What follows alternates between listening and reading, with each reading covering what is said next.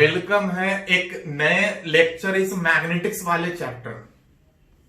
Last lecture में सीख रहे थे कि अगर किसी चार्ज को मैग्नेटिक फील्ड में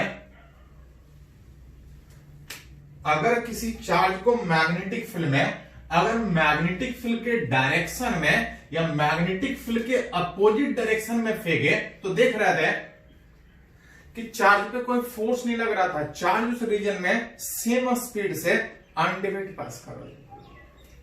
वही देख रहा था कि अगर परपेंडिकुलर फील्ड में अगर चार्ज पार्टिकल को फेंक रहे थे तो पार्टिकल एक सर्कुलर पाथ पे रोटेट कर रहा था।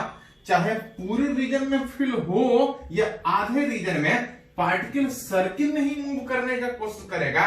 हाँ, अगर पूरे रीजन में फील्ड है तो पूरा सर्किल बना रहा था, आधे रीजन में फील्ड था तो सेमी सर्किल बना रहा था। अगर फील्ड और कम है तो एक तरह का सर्कुलर आर्क के ऊपर मूव कर रहा था, एक तरह का सर्किल के ऊपर मूव कर रहा था।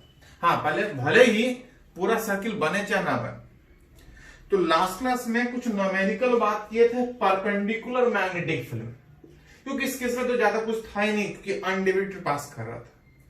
लास्ट क्लास में रिलेट किए कि परपेंडिकुलर मैग्नेटिक फील्ड में चार्ज पार्टिकल को अगर प्रोजेक्ट करें, पार्टिकल एक तरह का सर्कुलर पाथ, रेडियस कुछ था, अलग अलग कंडीशन में रेडियस कैसे रिलेट करता है वो लास्ट क्लास में रिलेट किया था।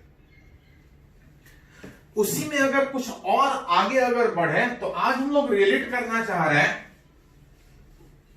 मोशन किसका, उस चार्ज पार्टिकल का उस मैग्नेटिक फील्ड में विथ जो वेलोसिटी है is it an angle theta with magnetic.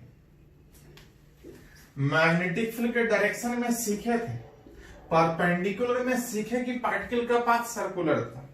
अब रिलेट करना चाह रहे हैं कि अगर मैग्नेटिक फील्ड के डायरेक्शन के बजाय, परपेंडिकुलर डायरेक्शन के बजाय अगर मैग्नेटिक फील्ड से अगर कुछ एंगल पे अगर किसी चार्ज को प्रोजेक्ट करें तो उस मैग्नेटिक फील्ड में चार्ज पार्टिकल पे फोर्स कैसा लगेगा, मोशन कैसा होगा, उसके बारे में मान के चल रहा है। किसी रीजन में मैग्नेटिक फील्ड एक्स एक्सिस के कहीं हो और किसी चार्ज को इस रीजन में मान ले रहे हैं ओरिजिन से फेंक रहे हैं और उस मैग्नेटिक फील्ड से कुछ एंगल पे फेंक रहे हैं। इस चार्ज पे फोर्स लगेगा। फोर्स कितना लगेगा तो पढ़े हैं कि फोर्स इस बात पे डिपेंड करता है कि पार्टिकल का वेलोसिटी किधर है और मैग्नेटिक फील्ड किधर है। अगर दोनों वेक्टर फॉर्म में दिया है तो सिंपली आई जे उस तरह से आई और जे के टर्म में लिख के क्रॉस प्रोडक्ट निकाल सकते हैं। फोर्स तो निकाल सकते हैं आसान तरीके से अगर वेक्टर फॉर्म में लिख ले, लेकिन हम लोग फोर्स नहीं, उस फोर्स के कारण उस चार्ज का मोशन कैसा होगा उसको रिलेट करना चाहिए। सीधा सीधा रिलेट कीजिएगा तो थोड़ा मोशन रिलेट करने में झंझट होता है। इसको हम लोग अलग तरीके से सोल्व करते हैं। इसमें मान देखिए थोड़ा सा, अगर मैग्नेटिक फील्ड से अगर थीटा एंगल पे चार्ज अगर इधर मूव कर रहा है तो इस वेलोसिटी का एक कंपोनेंट इस मैग्नेटिक फील्ड के डायरेक्शन में हो, इस मैग्नेटिक फील्ड के पैरेलल डायरेक्शन में हो, कितना होगा? तो अगर v वेलोसिटी मैग्नेटिक फील्ड से थीटा एंगल तो इस मैग्नेटिक फील्ड के डायरेक्शन में इसका कंपोनेंट आएगा v cos थीटा। इस वेलोसिटी का एक और कंपोनेंट बोल सकते हैं जो कि मैग्नेटिक फील्ड के परपेंडिकुलर आएगा v sin थीटा। एक तरीका कि वेलोसिटी और मैग्नेटिक फील्ड को वेक्टर के टर्म में लिख के फोर्स निकालो, फोर्स निकाल के एक्सेलरेशन निकालिए, वहां से वेलोसिटी निकालिए, अब फिर डिसाइड कीजिए कि पार्टिकल किस तरह से मोशन हो। इसको उतना लेंथी करने के बजाय इसके वेलोसिटी को दो कंपोनेंट में तोड़ते हैं, एक मैग्नेटिक फील्ड के डायरेक्शन में और एक मैग्नेटिक फील्ड के परपेंडिकुलर। इस मोशन के कारण अलग फोर्स रिलेट करते हैं, अलग मोशन रिलेट करते हैं और इस मोशन के कारण अलग रिलेट करते हैं। अब फिर दोनों को कंबाइन करके पार्टिकल में ये भी मोशन है, ये भी मोशन है। इस मोशन का इफेक्ट मैग्नेटिक फील्ड में क्या होगा, इस मोशन का इफेक्ट मैग्नेटिक फील्ड में क्या होगा, इसको हम अलग सोचते हैं, इसको हम अलग सोचते हैं और दोनों मोशन एक ही में हो रहा है तो बाद में कंबाइन करके सिंगल रिलेट कर लें। सबसे पहले अगर बात करें ड्यू टू कंपोनेंट इस velocity along the direction of magnetic, जो वेलोसिटी मैग्नेटिक फील्ड के डायरेक्शन में है, अगर इसके कारण अगर बात करें तो पता है कि मैग्नेटिक फील्ड के डायरेक्शन में कोई चार्ज कितने भी वेलोसिटी से मूव करे, नेट फोर्स जीरो होता है। नेट फोर्स जीरो होने का मतलब कोई फोर्स ही नहीं लगेगा, अनडायरेक्ट पास करेगा, बोल सकते हैं it will move in a straight line with same speed. उस सेम स्पीड का वैल्यू कितना, तो उस पैरेलल डायरेक्शन में same speed v cos theta से मूव करेगा। इसके मोशन को हम दो अलग अलग कंपोनेंट में तोड़ के रिलेट करना चाह रहे हैं। जिसमें रिलेट किया तो इस वेलोसिटी के इस कंपोनेंट के कारण पार्टिकल सिंपली एक स्ट्रेट लाइन में मूव करेगा विथ सेम स्पीड। वही अगर इस वेलोसिटी का कंपोनेंट अगर परपेंडिकुलर मैग्नेटिक फील्ड में बात करें, that is v sin theta, तो ये भी पढ़ चुके हैं। Due to component of velocity perpendicular to magnetic field the path of charges कैसा पढ़े कि मैग्नेटिक फील्ड के अगर वेलोसिटी परपेंडिकुलर है, पार्टिकल सर्कुलर पाथ पर मूव करेगा। पार्टिकल सर्कुलर पाथ पर मूव करेगा, उस सर्किल का सेंटर किधर होगा, तो पढ़े कि जिधर चार्ज पार्टिकल के ऊपर फोर्स लगेगा उधर ही से कहीं सेंटर मान के पार्टिकल उसके चारों तरफ मूव कर रहा है। अगर इस v sin थीटा वाले कंपोनेंट के कारण अगर फोर्स का बात करें तो फोर्स था v क्रॉस b।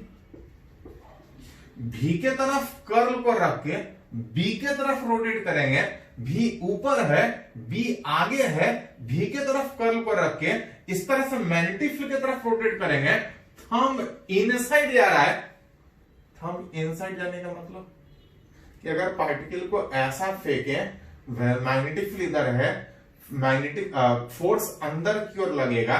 अब फोर्स अंदर की ओर लगने का मतलब कि उधर कहीं सेंटर मान के पार्टिकल इस तरह से सर्कुलर पाथ पर रोटेट करे। इस तरह से सर्कुलर पाथ में रोटेट करने का मतलब क्या, तो आगे बढ़ेंगे तो x, लेकिन अगर इस तरह से मूव करेंगे ऊपर आए इधर, दैट इज y और z, मतलब बोल सकते हैं कि पार्टिकल एक तरह का सर्कुलर पाथ पे मूव करेगा। कौन सा प्लेन, तो जिधर फोर्स लगेगा उधर सर्किल का सेंटर था, अब उसी प्लेन में इस तरह से मूव करेगा, दैट इज y और z, इस yz प्लेन में मूव करेगा। yz प्लेन में सर्कुलर पाथ पे रोटेट करेगा, हैविंग सम रेडियस। सर्किल का रेडियस कितना था, तो mv बटा b क्यों पढ़े थे लास्ट क्लास में कि परपेंडिकुलर मैग्नेटिक फील्ड में अगर पार्टिकल का पाथ सर्कुलर है तो रेडियस कितना, v नहीं, ये जो वेलोसिटी है वो v नहीं, वो परपेंडिकुलर वाला वेलोसिटी जिसके कारण वो सर्किल में मूव करना। जिसको रिलेट कीजिएगा तो लिख सकते हैं mv sin theta divide by v। इसके मोशन को सीधा रिलेट करने के बजाय इसके मोशन को हम दो पार्ट में तोड़े। इस पार्ट के कारण सीधा एक स्ट्रेट लाइन में सेम स्पीड से मूव कर रहा है, और इस वाले वेलोसिटी के कारण yz प्लेन में सर्कुलर पाथ पर रोटेट कर रहा है। दोनों मोशन उस एक ही चार्ज में, इसके कारण सीधा जा रहा है, इसके कारण सर्किल में जा रहा है। रिजल्टेंट का बात कीजिएगा तो दोनों के मोशन को रिलेट करना पड़ेगा, कंबाइन करना पड़ेगा, जहां पे एक के कारण सर्किल में मूव कर रहा है और दूसरे के कारण सीधा जा रहा है। दोनों अगर एक ही में है तो सर्किल में भी मूव करेगा और आगे भी जाएगा, सर्किल में भी मूव करेगा और आगे जाने का मतलब सर्किल में मूव करते हुए आगे जाएगा।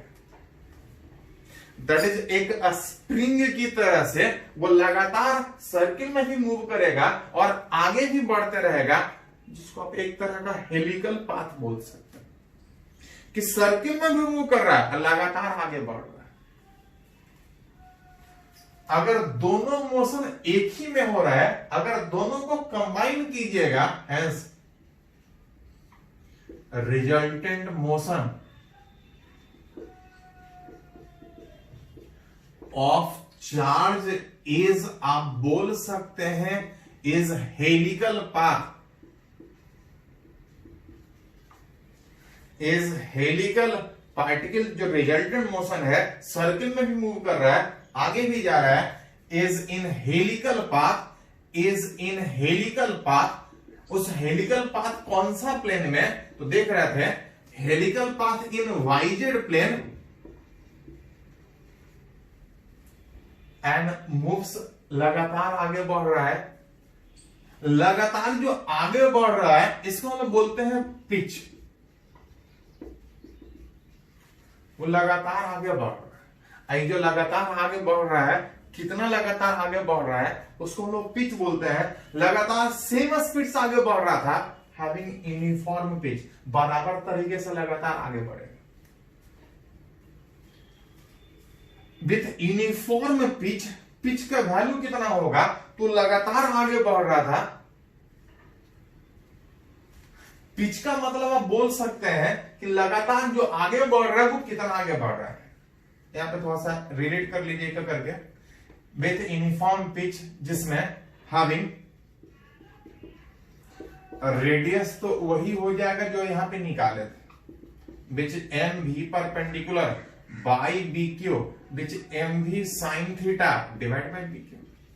पार्टिकल एक तरह का सर्कुलर पाथ पे रोटेट कर रहा था, कुछ टाइम पीरियड भी होगा, सर्किल में मूव कर रहा और लगातार आगे बढ़ रहा। उसका टाइम पीरियड कितना होगा, तो टाइम पीरियड कितना होता है 2πm/v। चाहे तो आप रिलेट कर सकते हैं, पार्टिकल एक तरह का सर्किल, उस सर्किल का रेडियस है r, 2πr, वेलोसिटी कितना, तो सर्किल में मूव कर रहा था v परपेंडिकुलर, और r by v perpendicular relate कीजिएगा तो 2πm बाई v क्यू। एक तरह का सर्किल में, इस तरह से वाईजेड प्लेन में, जिसको रिलेट कीजिएगा तो सर्किल में, और ये लगातार आगे बढ़ेगा।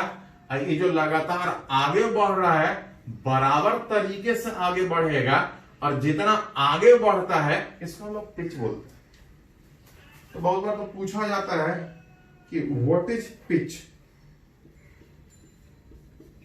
तो पिच को अगर डिफाइन करना हो तो आप लिख सकते हैं लीनियर डिस्प्लेसमेंट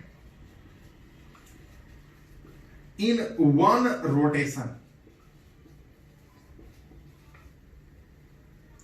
उस एक कंप्लीट रोटेशन में जो सर्किल में भी मूव कर रहा है और आगे भी जा रहा है, एक कंप्लीट सर्कुलर पाथ मूव करते हुए कितना आगे जा रहा है, एक रोटेशन में कितना आगे जा रहा है, जिसको हम बोलते हैं पिच।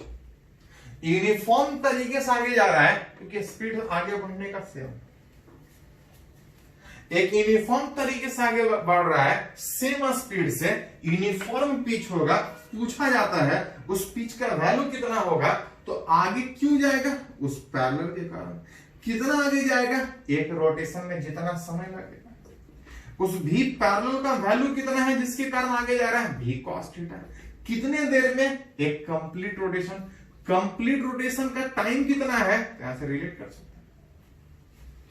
मतलब आप रिलेट कर सकते हैं कि उस मैग्नेटिक फील्ड में, उस यूनिफॉर्म मैग्नेटिक फील्ड में, उस मैग्नेटिक फील्ड से अगर एंगल पे अगर चार्ज को फेंके, पार्टिकल एक तरह का हेलिकल पाथ इस तरह से लगातार आगे जाएगा। इसका कुछ रेडियस होगा, लगातार आगे बढ़ने में कुछ आगे जाएगा, दैट इज कुछ पिच होगा। जैसा जरूरत पड़े उस तरह से रिलेट कर सकते हैं। चलिए पहले इसको थोड़ा सा नोट कर लीजिए।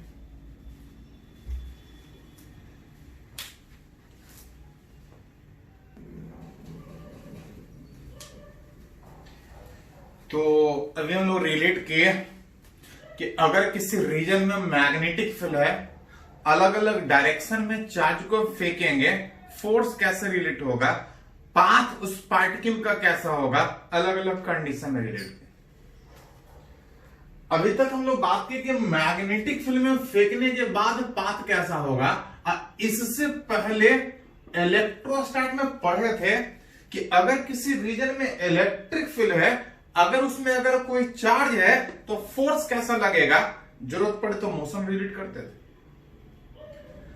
इलेक्ट्रोस्टैट में इलेक्ट्रिक फील्ड में चार्ज के ऊपर फोर्स का बात है, और यहां पे मैग्नेटिक फील्ड में चार्ज के ऊपर फोर्स का बात है। अब है कि अगर किसी रीजन में अगर मैग्नेटिक फील्ड भी हो और साथ साथ अगर इलेक्ट्रिक फील्ड भी हो, और अगर उस रीजन में अगर किसी चार्ज को अगर फेंके, किसी चार्ज को किसी रीजन में जहां पे इलेक्ट्रिक फील्ड भी है और मैग्नेटिक फील्ड दोनों है, अगर उस रीजन में चार्ज को फेंके तो उसके ऊपर इलेक्ट्रिक फील्ड के कारण भी फोर्स लगेगा, मैग्नेटिक फील्ड में भी फोर्स लगेगा, एंड दैट फोर्स, इसको हम लोग बोलते हैं इलेक्ट्रोमैग्नेटिक फोर्स। कि किसी चार्ज को फेंक रहे हैं ऐसे रीजन में जहां इलेक्ट्रिक फील्ड भी है और मैग्नेटिक फील्ड भी है, इलेक्ट्रिक फील्ड के कारण फोर्स लगेगा, मैग्नेटिक फील्ड के कारण फोर्स लगेगा। अब दोनों मिला के अगर बात कीजिएगा तो that force is called as electromagnetic force. Force vector है, इलेक्ट्रोस्टैटिक भी लगेगा, मैग्नेटिक भी लगेगा। अगर रिजल्टेंट निकालने का बात करें तो दोनों को जोड़ना हो। इलेक्ट्रोस्टैटिक फोर्स पढ़े हैं, किसी चार्ज के ऊपर Q इंटू ई लगता है, चाहे रेस्ट में हो चाहे मोशन में। मैग्नेटिक फील्ड में फोर्स लगता है Q into V cross B. अगर दोनों से कॉमन निकाले तो आप देख सकते हैं कि Q बाहर निकल के E प्लस इस V क्रॉस B का प्रोडक्ट जहां से अगर रिलेट करें तो जो नेट फोर्स लगेगा कुछ इतना लगेगा। किसी चार्ज को इलेक्ट्रिक फील्ड में और साथ साथ मैग्नेटिक फील्ड में फेंके, इलेक्ट्रोस्टैटिक फोर्स भी लगेगा, मैग्नेटिक फोर्स भी लगेगा, और दोनों को कंबाइन करके लिखे that force is electromagnetic force, and that formula, that force, इसको हम लोग लोरेंज फोर्स बोलते हैं। कि चार्ज पार्टिकल जिस रीजन में वहां पे इलेक्ट्रिक फील्ड भी है, मैग्नेटिक फील्ड भी है, चार्ज को फेंके, इलेक्ट्रोस्टैटिक मैग्नेटिक दोनों फोर्स लगेगा, दोनों को कंबाइन करके सिंगल रिजल्टेंट लिखेगा, दैट इज इलेक्ट्रोमैग्नेटिक फोर्स लगेगा, एंड दैट फोर्स, इसको बोलते हैं लोरेंज फोर्स। कुछ नहीं, किसी चार्ज पे जहां पे इलेक्ट्रिक फील्ड दिया अगर दे दे, मैग्नेटिक फील्ड वेलोसिटी अगर वेक्टर फॉर्म में दे दे तो हम फोर्स निकाल सकते। चलिए पहले कुछ कैलकुलेशन इस फोर्स पे ही बात करते हैं। जैसे कि एग्जांपल है, ये एम्स में पूछा है, इस तरह से क्वेश्चन जेईई मेन में भी पूछा था, उसको भी रिलेट करेंगे। पहले इसको देख लेते हैं। बोल रहा है कि किसी प्रोटॉन चार्ज पार्टिकल को अगर इतने वेलोसिटी से एक ऐसे रीजन में जहां मैग्नेटिक फील्ड और इलेक्ट्रिक फील्ड दोनों है, एक ऐसे रीजन में फेंक रहे हैं जहां पे इलेक्ट्रिक फील्ड और मैग्नेटिक फील्ड दोनों है, अब तक पूछ रहा है कि उस प्रोटॉन का एक्सेलरेशन कितना होगा। कुछ नहीं, फोर्स निकाल लें। चार्ज पार्टिकल के इलेक्ट्रिक मैग्नेटिक दोनों में होने के बाद अगर फोर्स निकाल लें, मास से डिवाइड करेंगे तो एक्सेलरेशन निकलेगा। इलेक्ट्रोमैग्नेटिक फोर्स जो लग रहा था which Q into E plus V cross B. Q हमको पता है, इलेक्ट्रिक फील्ड दिया हुआ है, कितना दिया 10I, और ये माइक्रो साथ में unit, plus V cross B में जो वेलोसिटी दिया था वो वेक्टर फॉर्म में दिया है 2I, इसका क्रॉस प्रोडक्ट मैग्नेटिक फील्ड के साथ I plus 3J plus 4K, और साथ में माइक्रो भी है। माइक्रो यहां भी है, माइक्रो यहां भी है। यहां पे चाहे जो भी कैलकुलेशन कीजिएगा, आप चाहे तो माइक्रो कॉमन निकाल सकते हैं, Q इंटू माइक्रो बाहर ही निकाल लेते हैं, ये सबसे लास्ट में रख सकते हैं। ये था 10I प्लस इस दोनों का क्रॉस प्रोडक्ट। अगर इसमें ज्यादा टर्म होता तो डिटरमिनेंट में थोड़ा सा आसानी से सॉल्व होता, एक ही है तो ऐसे ही सॉल्व हो जाएगा। सेम के साथ डॉट प्रोडक्ट 1 होता है लेकिन क्रॉस प्रोडक्ट 0 होता है। I क्रॉस I 0 होगा, प्लस अगर I क्रॉस J अगर बात करें तो इस तरह से ऑर्डर में निकालते हैं, I क्रॉस J K होता है, J क्रॉस K I होता है, उल्टा ऑर्डर में जाइएगा तो माइनस में आएगा। ये 3 इंटू 2 6, अब I cross J that is K। अगर और आगे बढ़े तो इस बार है I cross K, I cross K, next में J आएगा लेकिन उल्टा में बढ़ रहा है तो माइनस, यह आ जाएगा माइनस 8 और I cross K is J minus में, इस तरह से लिख सकते हैं। अब माइक्रो तो बाहर निकाल लिया, मतलब उस इलेक्ट्रिक फील्ड में अगर उस चार्ज को फेंके तो उसके ऊपर जो फोर्स लगेगा Q इनटू माइक्रो में अगर रिलेट अगर रहने दें तो इधर थोड़ा सा अरेंज कर सकते हैं, या ये तो फोर्स निकल गया लेकिन हमको एक्सेलरेशन चाहिए। एक्सेलरेशन था net force by net mass. Net force में अगर बात कीजिएगा तो Q इंटू म्यू एक सिंबल यहां पे अरेंज करेगा तो 10I minus 8J plus 6K divide by mass. Charge कितना था प्रोटॉन के ऊपर 1.6 10 to the power minus 19। Micro symbol में कितना था which 10 to the power minus 6। इसको अगर रहने दे 10I minus 8J plus 6K, mass of proton कितना होता है 1.67 into 10 to the power minus 27। थोड़ा सा अरेंज कीजिएगा तो ये माइनस 19 अब माइनस 27,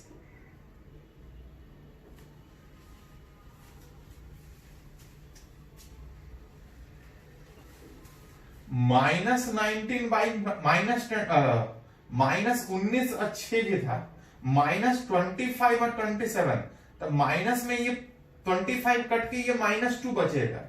माइनस 2 कटने का मतलब ऊपर जाएगा 1.6 गुना 10 to the power which is 2 divided by 1.67 which is 10I minus 8J plus 6, that is acceleration। ये वेक्टर फॉर्म में निकला। अगर इसका खाली मैग्नीट्यूड निकालना हो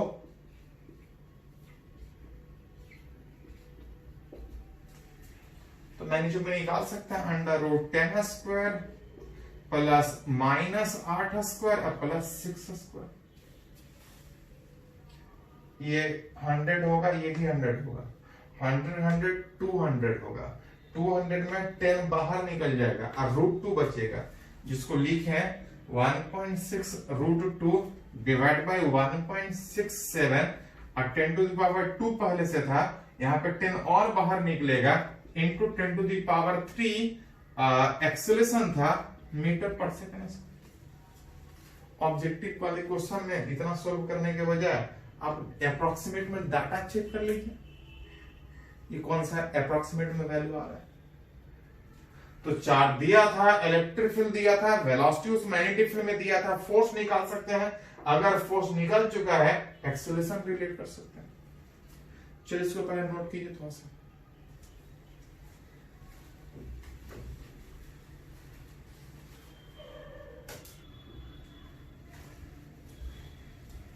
तो ये लोग बात कर रहे थे कि किसी चार्ज को अगर किसी रीजन में फेंके जहां पे इलेक्ट्रिक फील्ड भी है, मैग्नेटिक फील्ड भी है, फोर्स इलेक्ट्रिक फील्ड के कारण भी लगेगा, मैग्नेटिक फील्ड के कारण भी लगेगा, और रिजल्टेंट निकालना हो तो दोनों का सम आप कर सकते हैं।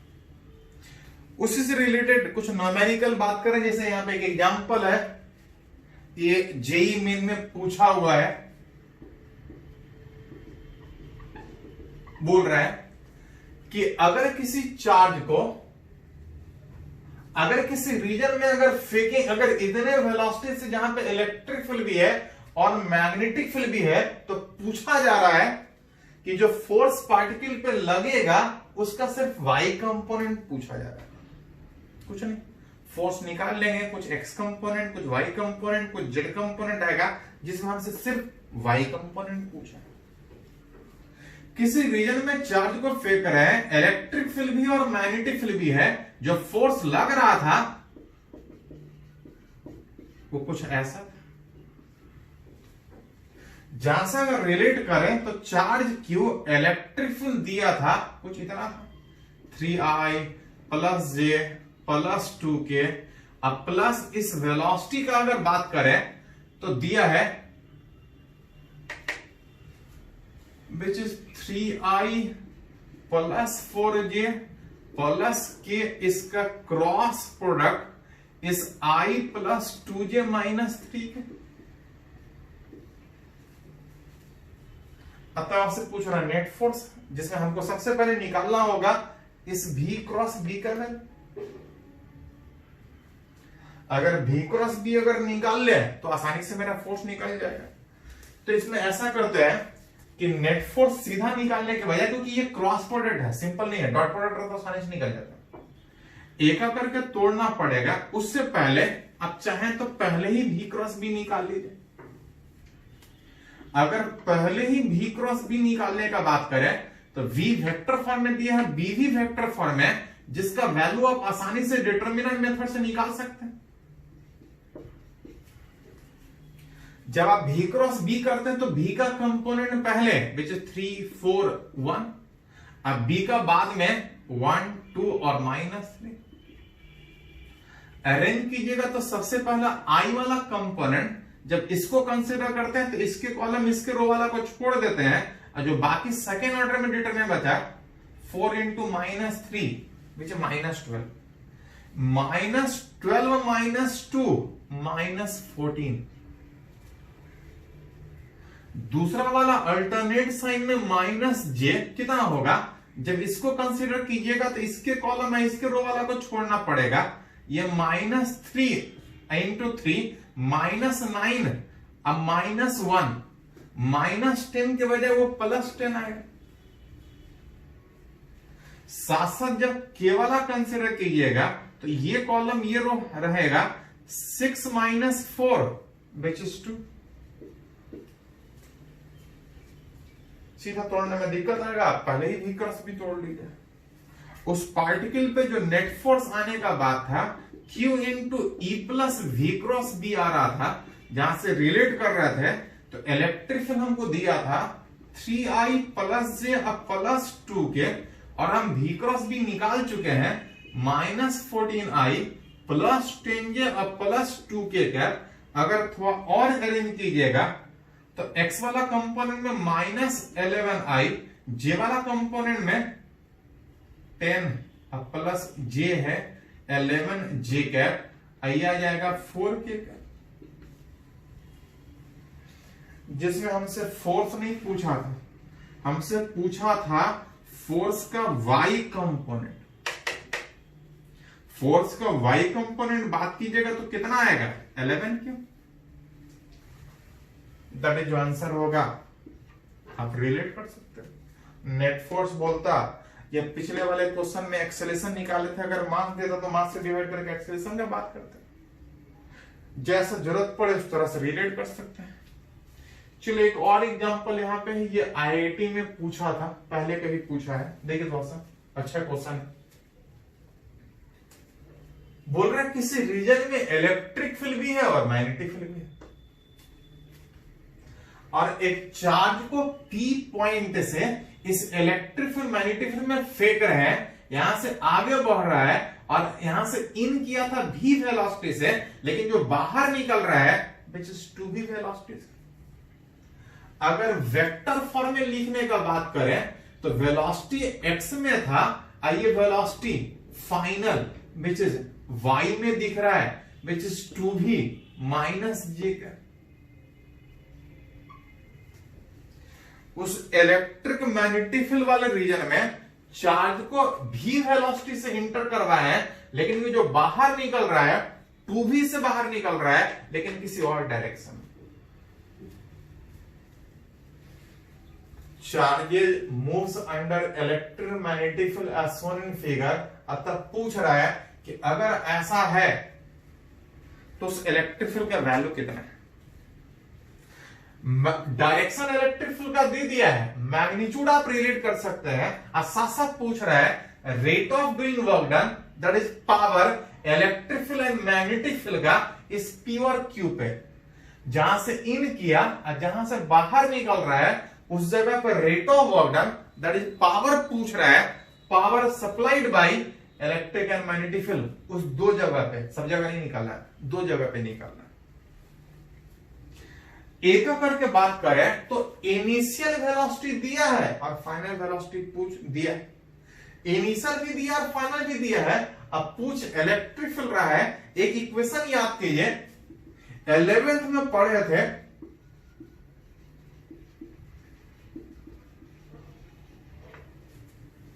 कि अगर किसी चार्ज का इनिशियल वेलोसिटी पता हो, फाइनल वेलोसिटी पता हो तो ज्यादा तो नहीं लेकिन एक इक्वेशन लिख सकते हैं, work done by all the forces that is electric and magnetic forces is equal to change in kinetic energy में which K final minus K initial.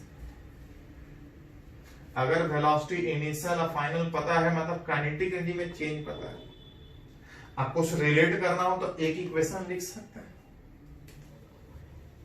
जहां पे work done by all the forces में अगर electric field का बात करें तो electric field x axis के लंब, इलेक्ट्रिक फील्ड एक्स एक्सिस के लंब है, ये फिक्स डायरेक्शन में है, चार्ज भी फिक्स है मतलब फोर्स फिक्स होगा। पार्टिकल उस इलेक्ट्रिक फील्ड में चाहे कितना भी मूव कर ले, अगर फोर्स कांस्टेंट है तो याद कीजिए 11th में पढ़े थे कि कोई भी कांस्टेंट फोर्स एक तरह का कंजर्वेटिव फोर्स होता है। कोई भी कांस्टेंट फोर्स एक तरह का कंजर्वेटिव, उसका फोर्स का वर्क डन पाथ के इंडिपेंडेंट होगा अगर फोर्स कांस्टेंट है। चार्ज पे फोर्स इलेक्ट्रिक फील्ड में हमेशा सेम डायरेक्शन में लगने के कारण इस इलेक्ट्रोस्टैटिक फोर्स का वैल्यू कांस्टेंट, और जब फोर्स कांस्टेंट होता है तो उस फोर्स का वर्क डन निकालना आसान होता है। वर्क डन होता है force into displacement, force into displacement along the direction of force जिधर जा रहा है। इलेक्ट्रिक फील्ड एक्स एक्सिस के तरफ, पार्टिकल उधर आगे बढ़ रहा है, एक्स एक्सिस की तरफ आगे बढ़ रहा है, 2a आगे बढ़ रहा है, बाकी पाथ कौन सा फॉलो कर रहा है? कंजर्वेटिव फोर्स वाले वर्क डन में पाथ इंपॉर्टेंट नहीं है, जिधर फोर्स लग रहा है उस डायरेक्शन में कितना गया या उसके अपोजिट में कितना गया उससे फर्क पड़ेगा, बाकी उधर कितना गया उससे कोई फर्क नहीं पड़ेगा। मतलब अगर इलेक्ट्रोस्टैटिक फोर्स का अगर वर्क डन का बात कीजिएगा तो फोर्स इनटू डिस्प्लेसमेंट उस इलेक्ट्रिक फील्ड के डायरेक्शन में, अब मैग्नेटिक फोर्स का वर्क डन तो पढ़े कि मैग्नेटिक फील्ड में चार्ज चाहे कितना भी देर मूव कर ले, मैग्नेटिक फील्ड में वर्क डन 0 होता है। K final which half M V final मतलब 2v स्क्वायर, अब v इनिशियल मतलब v स्क्वायर। यही ई हमसे पूछा, दैट इज इलेक्ट्रिक फील्ड अगर यहां से रिलेट करें तो आप निकाल सकते हैं। कितना आएगा 4v square minus v square 3v square, 3v square का मतलब आ जाएगा 3 mv स्क्वायर और 2 पहले से था 2 और नीचे आएगा 4, e निकालना है यहां पे qa अरेंज करके निकाल सकते हैं। What is the electric field? Magnetic field का तो वर्क डन 0 होगा चाहे कितना भी मैग्नेटिक फील्ड मूव करे, पढ़े हैं मैग्नेटिक फील्ड का प्रॉपर्टी था। ये तो एक क्वेश्चन था, हमसे और भी पूछा है rate of work done that is power पूछा,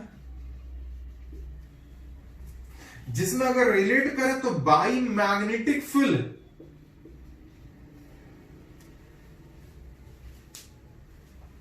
मैग्नेटिक फील्ड में चार्ज चाहे कितना भी मूव करे कोई वर्क डन नहीं, कोई पावर नहीं, by magnetic field 0।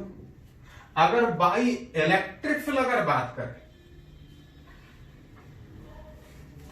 By magnetic field power that is rate of doing work done which 0। By electric field अगर बात कीजिएगा तो पावर होता है, power that is rate of doing work done आप लिख सकते हैं F का डॉट प्रोडक्ट वेलोसिटी के साथ। अगर उस चार्ज पे फोर्स पता है और वेलोसिटी पता है तो पावर निकाल सकते हैं। पावर दो जगह पे पूछा था, पावर एक P पे पूछा था, एक पावर Q पे पूछा था। जब Q पे देख रहे हैं इलेक्ट्रिक फील्ड आगे है, वेलोसिटी नीचे है, फोर्स आगे लगेगा इलेक्ट्रिक फील्ड के डायरेक्शन में परपेंडिकुलर होने के कारण rate of doing work done that is power उस Q वाले पॉइंट पे इलेक्ट्रिक फील्ड का भी 0 आएगा, क्योंकि फोर्स इलेक्ट्रिक फील्ड के डायरेक्शन में एक्स एक्सिस के तरफ, अब वेलोसिटी परपेंडिकुलर में 0। इस Q वाले सॉरी उस पी वाले पॉइंट पे निकालिएगा तो फोर्स लग रहा था, वेलोसिटी भी था, फोर्स था Q इंटू वी, अब velocity this is V, angle 0 degree. जहां पे जरूरत पड़े तो इस ई को हटा के डाल सकते हैं, जैसा पूछा जाए उसे निकाल सकते हैं। मैग्नेटिक फील्ड का कोई वर्क डन नहीं, कोई पावर नहीं। इलेक्ट्रिक फील्ड वर्क डन करेगा लेकिन इस जगह पे कोई वर्क डन नहीं करेगा क्योंकि फोर्स इधर है और वेलोसिटी उसके ठीक परपेंडिकुलर। हाँ पूछा पी पे भी था, यहाँ पे फोर्स इधर लग रहा है और वेलोसिटी भी उधर है, cos 0 होने के कारण निकाल सकते हैं। जहां पे जरूरत पड़े तो इलेक्ट्रिक फील्ड बैठा सकते हैं, जैसा पूछा जाए। चलिए इसको नोट करो पहले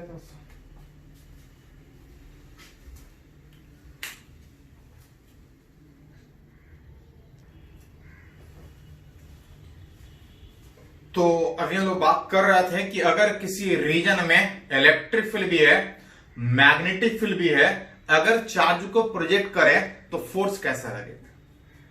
फोर्स तो निकालना सीखे अलग अलग कंडीशन में। अब है कि जो फोर्स लग रहा था उसके कारण पार्टिकल का मोशन कैसा होगा, विच इज मोशन उस चार्ज पार्टिकल का in both electric and magnetic. हम लोग सिर्फ मैग्नेटिक फील्ड में अभी तक पढ़ रहे थे कि पार्टिकल का मोशन कैसा होगा, लेकिन अब बोल रहा है कि वहां पे मैग्नेटिक फील्ड भी और इलेक्ट्रिक फील्ड भी है, और अगर चार्ज को फेंके तो अलग अलग तरीके से फेंक सकते हैं।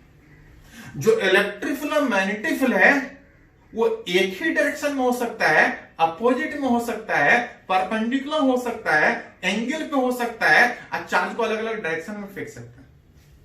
मतलब अगर किसी चार्ज पार्टिकल का इलेक्ट्रिक फील्ड मैग्नेटिक फील्ड में अगर मोशन का बात करें तो बहुत सारे पॉसिबिलिटी पे डिपेंड करेगा कि इलेक्ट्रिक फील्ड मैग्नेटिक फील्ड कैसा है, उसमें चार्ज को कैसा फेंक रहे हैं, सब एक दूसरे के साथ किस तरह से कंबाइन हो रहा है। पॉसिबिलिटी बहुत सारा है, पॉसिबिलिटी बहुत सारा है। अलग अलग तरीके से electric field magnetic field combine होगा, अलग अलग तरीके से तो कंबाइन होगा ही होगा, चार्ज अलग अलग तरीके से फेंका सकता है। इसमें पॉसिबिलिटी बहुत सारा होता है, लेकिन सारा पूछने के बजाय हमसे कुछ पर्टिकुलर तरीके से पूछा जाता है।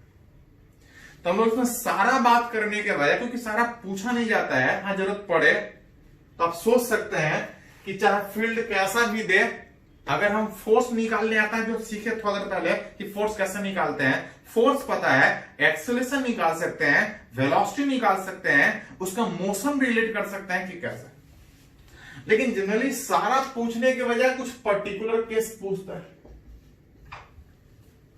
जहां पे सबसे पहले कंडीशन में अगर बात करें कि फॉर जो वेलोसिटी है, इलेक्ट्रिक फील्ड मैग्नेटिक फील्ड सब एक ही डायरेक्शन में, जब जिस डायरेक्शन में इलेक्ट्रिक फील्ड है अगर उसी डायरेक्शन में मैग्नेटिक फील्ड भी है, अगर चार्ज को उसी डायरेक्शन में फेंके तो हमको पता है कि जो मैग्नेटिक फोर्स है वो 0 होगा। मैग्नेटिक फील्ड के डायरेक्शन में फेंके तो चार्ज पे कोई फोर्स नहीं लगेगा। हाँ इलेक्ट्रोस्टैटिक फोर्स लगेगा, कितना, तो क्यू किधर, इलेक्ट्रिक फील्ड के डायरेक्शन में लगेगा। मैग्नेटिक फील्ड के कारण कोई इफेक्ट नहीं, इलेक्ट्रिक फील्ड के कारण फोर्स उसी डायरेक्शन में लगेगा। Particle will move in a straight line with increasing speed. Particle उसी तरह से ज्यादा ये बोल सकता है कि अगर उस डायरेक्शन में फेंकने के बजाय अपोजिट फेंकेंगे तो अपोजिट फेंकेंगे तब भी मैग्नेटिक फील्ड का कोई इफेक्ट नहीं, इलेक्ट्रिक फील्ड उल्टा में फोर्स लगाएगा, स्पीड बढ़ने के बजाय घटेगा, अभी भी स्ट्रेट लाइन। तो इसमें बहुत सारा पॉसिबिलिटी होता है, लेकिन सारा पूछने के बजाय कुछ पर्टिकुलर तरीके से पूछता है। जैसे for velocities perpendicular to electric field and magnetic field, velocity electric field के भी परपेंडिकुलर, मैग्नेटिक फील्ड के भी परपेंडिकुलर, साथ साथ इलेक्ट्रिक फील्ड मैग्नेटिक फील्ड दोनों परपेंडिकुलर, मतलब तीनों एक दूसरे के परपेंडिकुलर है। तीनों एक दूसरे के परपेंडिकुलर में अगर मान के चले कि अगर किसी चार्ज को अगर फेंक रहे हैं, मान लेते हैं चार्ज को x के तरफ फेंक रहे हैं, चार्ज को अगर x के तरफ फेंक रहे हैं, इलेक्ट्रिक फील्ड कहीं y के तरफ होगा, मैग्नेटिक फील्ड कहीं z के तरफ होगा।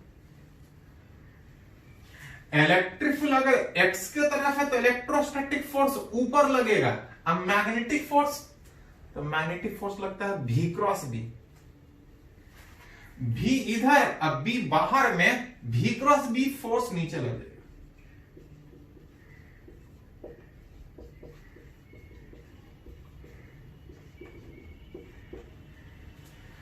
अगर चार्ज को इस तरह से फेंकिएगा, इलेक्ट्रोस्टैटिक भी लगेगा, मैग्नेटिक फील्ड भी लगेगा, अपोजिट में कि सेम में, इट डिपेंड्स।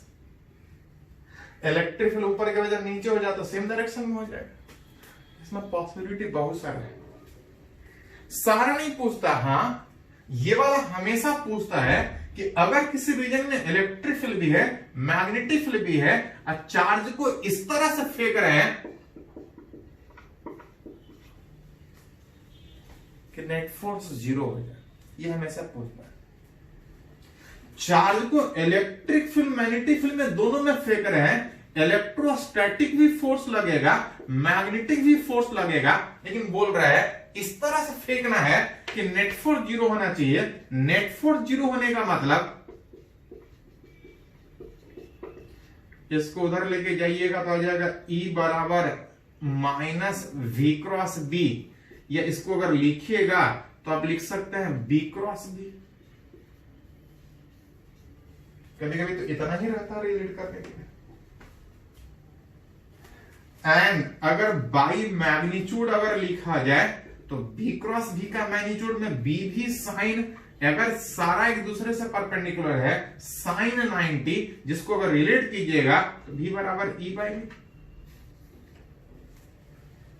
अगर किसी चार्ज को अगर इतने वेलोसिटी से, अगर किसी चार्ज को अगर इतने वेलोसिटी से अगर इलेक्ट्रिक मैग्नेटिक फील्ड अगर इस तरह से अगर है, अगर चार्ज को दोनों से परपेंडिकुलर अगर इतने वेलोसिटी से फेंके तो चार्ज पार्टिकल में नेट फोर्स 0, और नेट फोर्स 0 होने का मतलब उस रीजन से चार्ज अनडिवाइडेड पास करेगा। बहुत बार तो यही क्वेश्चन पूछता है कि किसी रीजन में इलेक्ट्रिक फील्ड मैग्नेटिक फील्ड है, अनडिवाइडेड कब पास करेगा, तो ये अनडिवाइडेड ही पास कर रहा है लेकिन डिक्रीजिंग इंक्रीजिंग स्पीड। उल्टा फेंकेंगे तब भी स्ट्रेट लाइन अनडिवाइडेड पास करेगा लेकिन विथ डिक्रीजिंग स्पीड। इसमें चार्ज पार्टिकल को फेंकेंगे, पार्टिकल अनडिवाइडेड एक स्ट्रेट लाइन में, नेट फोर्स 0 होने के कारण सेम स्पीड से मूव करेगा। इसमें सेम स्पीड, इसमें स्पीड बढ़ रहा था, उल्टा फेंकेगा तो स्पीड घटेगा। पॉसिबिलिटी बहुत सा है। हाँ, पूछेगा कि अनडिवाइडेड कब पास करेगा, तो ये सब अनडिवाइडेड पास करने का नहीं। तो इसमें पॉसिबिलिटी बहुत सारा है, लेकिन सारा नहीं पूछता है, कुछ पर्टिकुलर तरीके से पूछता है।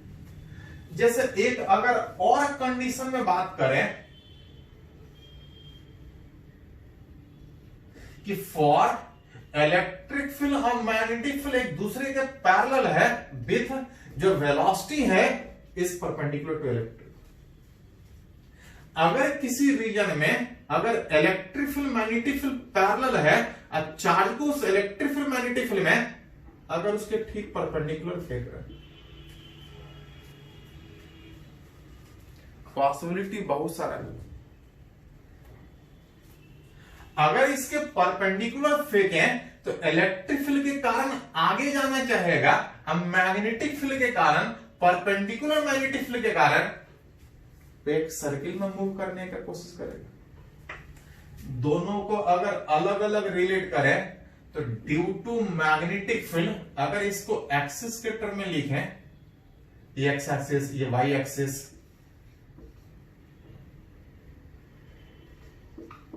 अगर चार्ज को अगर इस तरह से अगर एक्स एक्सिस वाई एक्सिस में अगर वेलोसिटी अगर उस इलेक्ट्रिक फील्ड के परपेंडिकुलर रखे तो आप देख सकते हैं कि due to electric field particle will move along x axis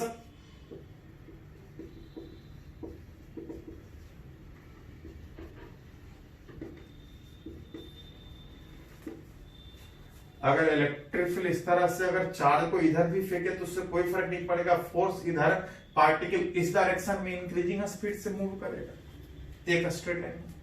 electric field के कारण स्ट्रेट लाइन में मूव करने का कोशिश करेगा, और इस मैग्नेटिक फील्ड के कारण, परपेंडिकुलर मैग्नेटिक फील्ड के कारण, in perpendicular magnetic field charge particle will move on circular path। इस इलेक्ट्रिक फील्ड के कारण वेलोसिटी चाहे किधर भी उसे नहीं फर्क पड़ेगा, फोर्स इधर एक स्ट्रेट लाइन में मूव करेगा इंक्रीजिंग स्पीड, और इस मैग्नेटिक फील्ड के कारण सर्कुलर पाथ, कौन सा प्लेन, जिधर फोर्स लगेगा, फोर्स किधर लगेगा, भी क्रॉस भी, फोर्स अंदर इस वाइडेड प्लेन में सर्किल में मूव करेगा। मैग्नेटिक फील्ड के कारण सर्किल में, इलेक्ट्रिक फील्ड के कारण सीधा जा रहा है। हेंस अगर रिजल्टेंट बात कीजिएगा, दोनों मोशन उसी में हो रहा है, इलेक्ट्रिक फील्ड के कारण भी और मैग्नेटिक फील्ड के कारण भी। हेंस अगर रिजल्टेंट मोशन अगर बात किया जाए, मोशन पार्टिकल सर्किल में भी मूव कर रहा है और आगे भी बढ़ रहा है, सर्किल में मूव करते हुए आगे बढ़ रहा है, हेलिकल पाथ पे मूव करेगा, लेकिन गड़बड़ क्या है कि स्पीड बढ़ते जाएगा इस इलेक्ट्रिक फील्ड वाले फोर्स के कारण। मतलब बोल सकते हैं कि पार्टिकल सर्किल में तो मूव करेगा लेकिन विथ इंक्रीजिंग पिच, पहले कम पिच होगा और बाद में पिच ज्यादा होगा।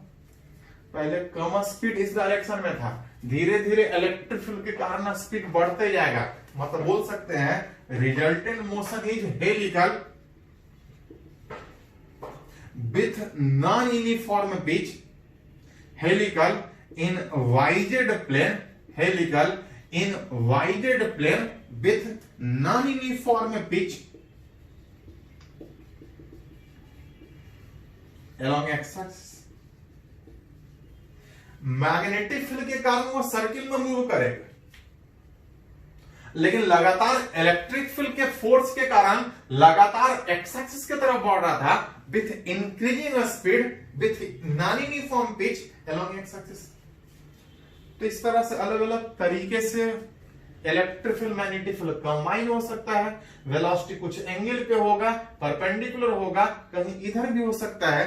पॉसिबिलिटीज में बहुत सारा, हाँ कुछ पॉसिबिलिटी आपसे पूछता है। इवन आईआईटी में आज तक जो अभी तक क्वेश्चन पूछा गया है, कुछ ही पर्टिकुलर दे देगा कि इलेक्ट्रिक फील्ड इधर, मैग्नेटिक फील्ड इधर, अगर चार्ज को इस तरह से फेंके, इस तरह से इतने वेलोसिटी से फेंके तो पार्टिकल का पाथ कैसा होगा। तो सर जैसा कंडीशन देगा एक करके आप सोच सकते हैं। चलिए इसको नोट कीजिए।